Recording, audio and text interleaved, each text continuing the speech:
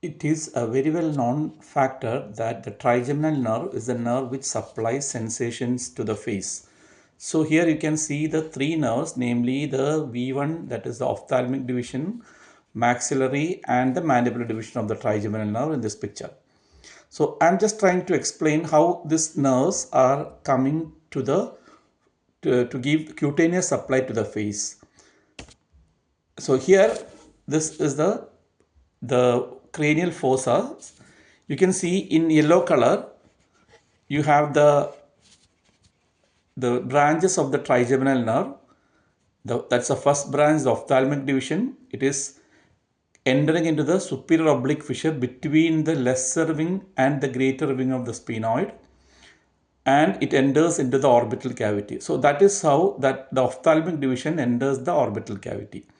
Number two, the maxillary nerve, it goes straight and enters the foramen rotundum, which is actually just behind the maxilla. So if you go straight forward, you are going to end in the maxilla. So here is a foramen rotundum for the maxillary nerve. And finally the foramen ovale, which is down.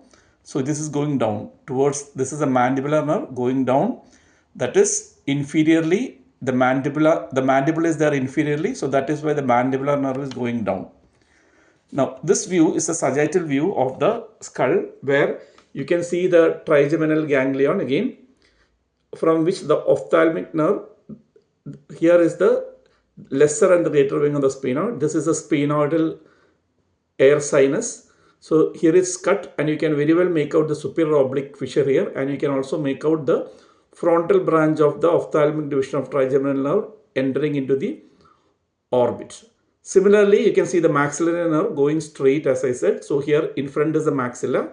So it is going and piercing the foramen rotundum, going behind the maxilla, and finally it is moving forward and entering through the inferior orbital foramen, piercing the maxilla. So the last nerve is the mandibular nerve. You can see it is piercing the inferior, so the mandibular foramen, and it is entering the mandible and supplying the teeth. The lower teeth are supplied by the inferior alveolar nerve. Finally, it is exiting as the mental nerve. So this is how the mandibular nerve becomes cutaneous. Thank you.